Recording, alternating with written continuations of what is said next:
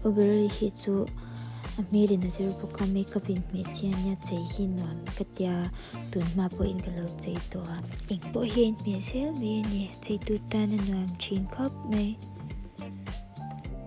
o ti chan chi khan ri ve lo ta ni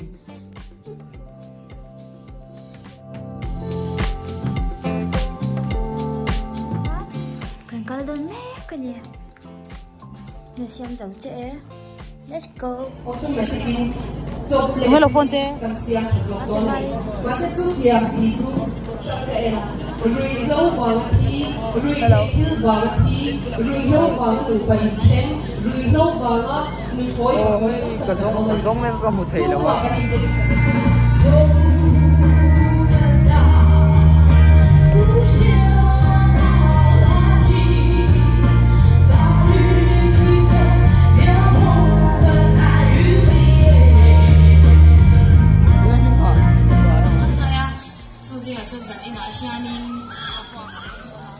Esban maradwa khele lal faksual te design shang designer zanian am chui fek aro hadona zarina hianin costume chang nen lam zo a hanron interior dona chu chuang lo zum nga la ti chuan chumi da chuan lula kim za thang kha zai mi lo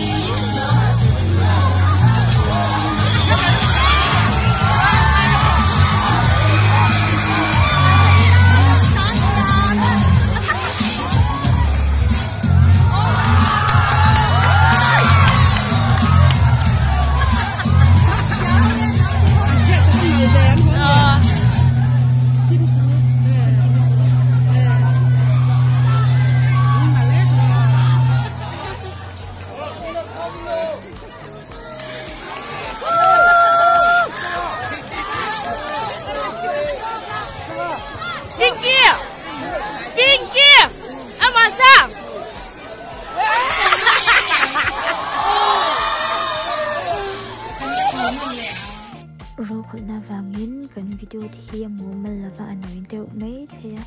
min lo clear sak le avangin kan lo mi